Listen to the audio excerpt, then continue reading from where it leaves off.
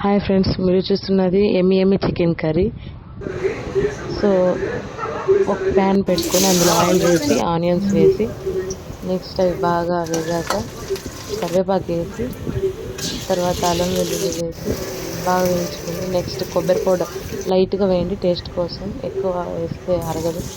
So next tomatoes వేసుకొని బాగా వేయించుకోవాలి. సో కొంచెం సాల్ట్ వేస్తే త్వరగా వేగుతుంది. లిడ్ క్లోజ్ చేయండి కాసేపు. తర్వాత కొద్దిసేపు నాకు పసుపు, కారం పొడి, నెక్స్ట్ ధనియా పౌడర్, చికెన్ మసాలా ఇది చూపిస్తున్నాను కదండి, ఇది చాలా బాగుంటుంది.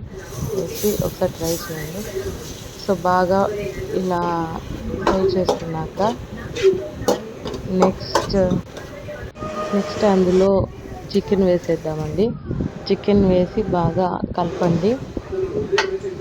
చికెన్ అది బాగా కలిపాక మసాలా పడేటట్టు నెక్స్ట్ అందులో ఒక 2 గ్లాసెస్ వాటర్ వేయాలి. వాటర్ కొంచెం వేసుకుంటే సరిపోతుంది. 2 కిలోస్ కాబట్టి 2 గ్లాసెస్ వేసాను. అందులోంచి ఇంకా వాటర్ ఊరుతుందండి.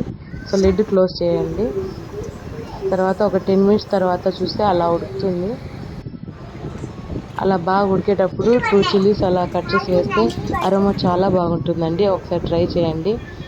అలా లిడ్ క్లోజ్ చేసి పెట్టేస్తే తర్వాత మళ్ళీ ఒక 5 మినిట్స్ అంటే టోటల్ 15 మినిట్స్లో చికెన్ కర్రీ రెడీ అయిపోయిందండి. చూడండి, చూసేదానికి